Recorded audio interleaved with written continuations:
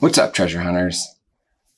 I'm Joe, and I search for treasures at thrift stores, estate sales, estate auctions, flea markets, and anywhere else that I can get a good value on something so I can resell it on Etsy, eBay, and other online marketplaces.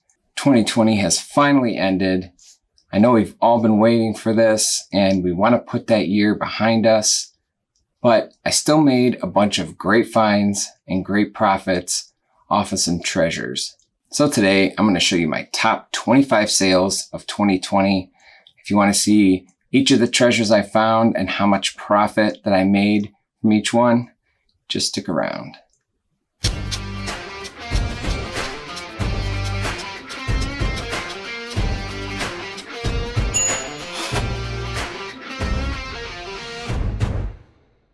So coming in at number 25, I sold this 1959 watercolor painting of a clipper ship. This painting is from Germany, done by Klaus Menskus. I picked this piece up at a Goodwill for $5.99, and it's a really beautiful painting. It's really detailed and well done. But the artist isn't as well known as some of the other nautical artists. So I still got a good price for this. Here you can see, I believe that's probably, I don't know, in German. I'm not really sure what that says, but here's some more German, and then there it's signed on the painting itself, Klaus Menskus. And then on the back was a sticker here for a German gallery. So it's cool that this piece was actually from Germany, from a German gallery. Wasn't entirely big, at 20 inches high, and that's the frame itself. And this grabbed my attention right away, especially with the pencil title and information here at the bottom, as well as the older style frame and this German sticker here. So like I said, I picked this up for $5.99 at a Goodwill, and I had it listed for $2.25. I did have a Black Friday 15% off coupon going, so my total was $191.25. Shipping wasn't too bad, only at $19.20, so this was a nice profitable item, and it sold fairly quickly.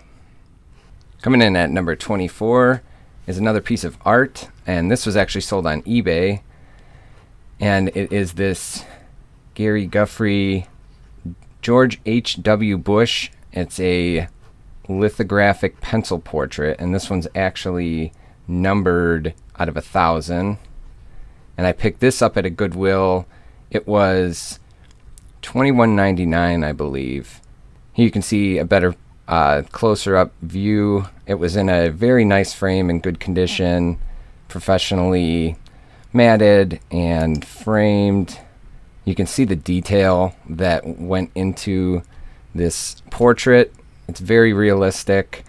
Down here you can see it was made in 1991, and it's numbered 417 out of 1,000. Here's a close-up view of the portrait itself. Gary Guffrey did do multiple portraits like this, pencil portraits.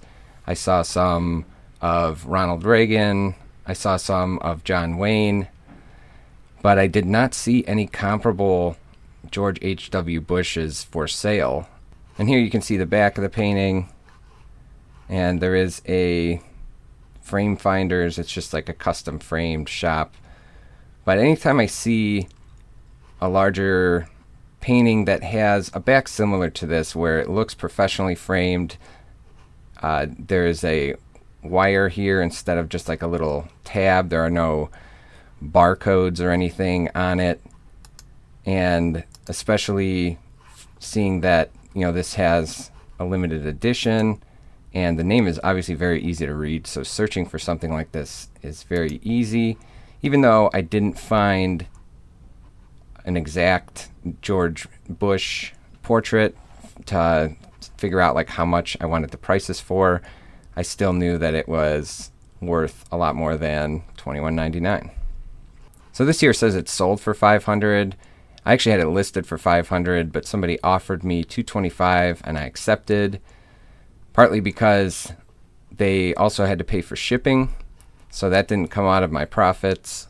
And I just don't know how much, a portrait of George Bush is marketable. Like, I don't know how many people really are looking for something like this. So it's kind of a unique taste that somebody might want to have a portrait like this. So I just accepted, took the profit, and the buyer also got a great deal. Number 23 is this antique. It's a 24-inch teak wood yacht ship's wheel. This was immediately grabbed my attention. I know that these tend to sell for a good amount of money, especially if they're in good condition. I picked this up at a Savers, and it was only $5. So I thought that was an excellent price. A lot of times when you find stuff like this at the thrift store, they might be missing one of the pieces, or something might be broken on it. But this was all intact. The one side of the wheel looks like it was refinished, and especially here with this metal plate, because you can tell the screws in it are all newer and the plate itself is newer. But on the reverse side here, you can see that the wheel itself isn't as nicely finished. There are a couple inserts missing here and there, and the plate is definitely older, and you can tell the screws are older because they're flathead screws instead of Phillips screws like on the front. So it looked like somebody refinished only one side of this. Maybe it was too much work and they decided that they were done with it and just donated it. I don't know. But either way, you can see too here, there's a lot of the little wood covers missing, so you can see the old screws in there. But this was a no-brainer for $5. And here you can see that I sold it for $225. The only downside to this, and I have kind of changed up the way I've been shipping. This was going all the way to Utah, and I ended up paying over $50 to ship it. And I don't know why I never checked this out before. So this is, learn from my mistakes here. But when you're shipping far distance, especially a larger package, usually USPS has the best prices for, shorter shipments or smaller shipments. But once you get into larger items or items that are going across the country, definitely look at FedEx and UPS. All of that is available if you are selling on Etsy. You can look at that all when you're getting ready to print your labels. And this probably would have only cost, it would have probably been less than half of this $57. So that's something that I recently discovered. I don't know why I never did before. It's just as easy. You just print the label and drop it off. So I could have saved myself probably $30 here. So you live and you learn. It was still a really profitable item. Okay, coming in at number 22 is this 1981 Corson Hirschfeld fine art photo. And this was taken in Mexico.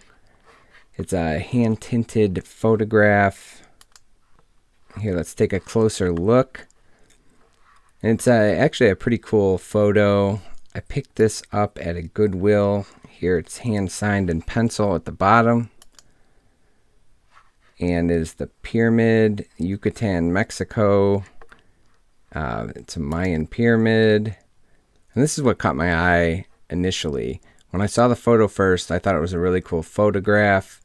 And anytime there are larger photographs that have signatures on them, I always take a closer look.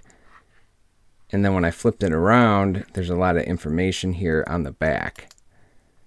Here's a closer look, and it has the title of the photo and Corson Hirschfeld Photography in Cincinnati, Ohio. And it's also was done in 1981.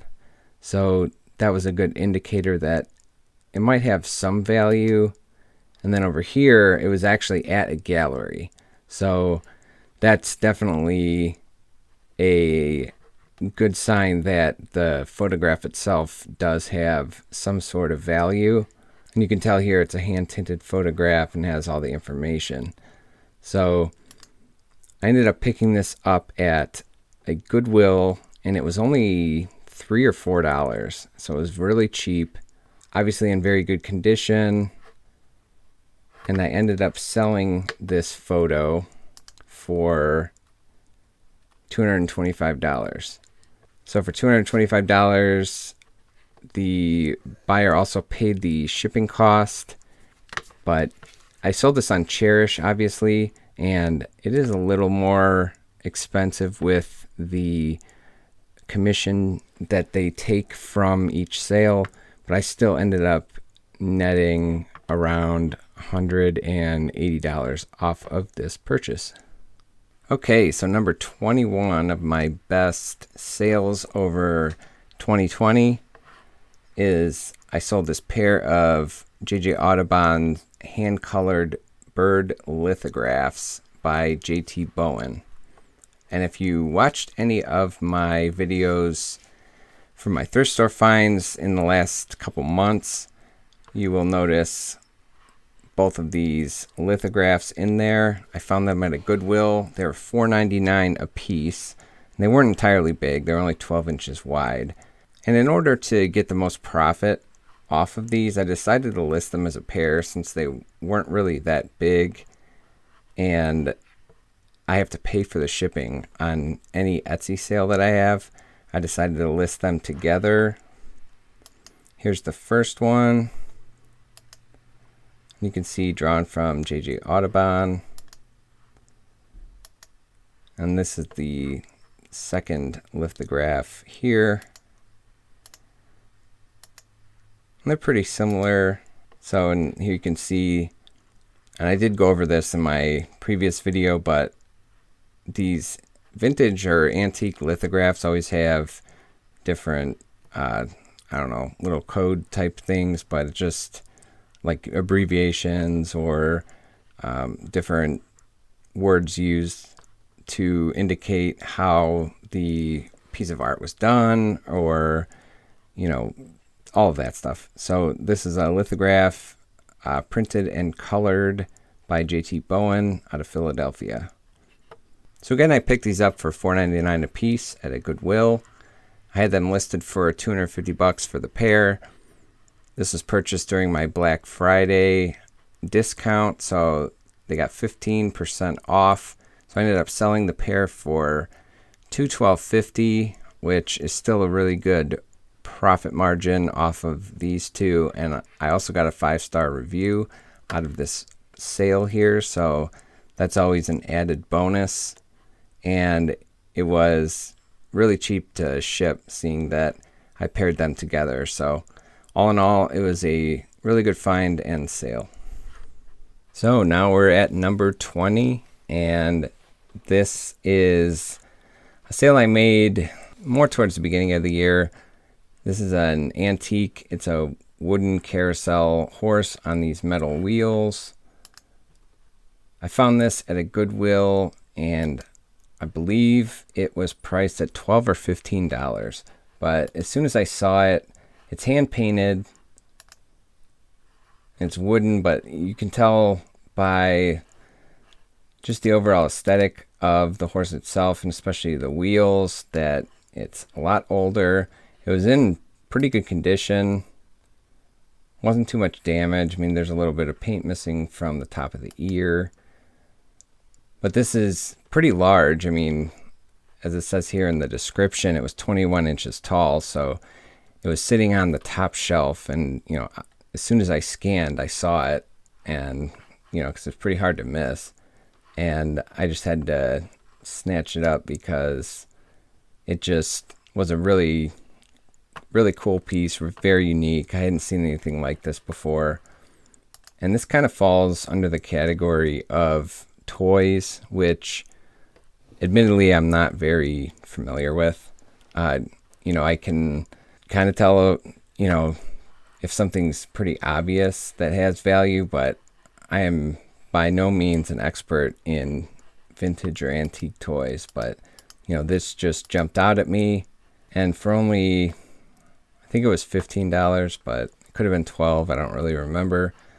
I thought it was well worth the price, and I ended up selling this antique wooden horse for $250, and again got a 5-star review, which is an awesome bonus.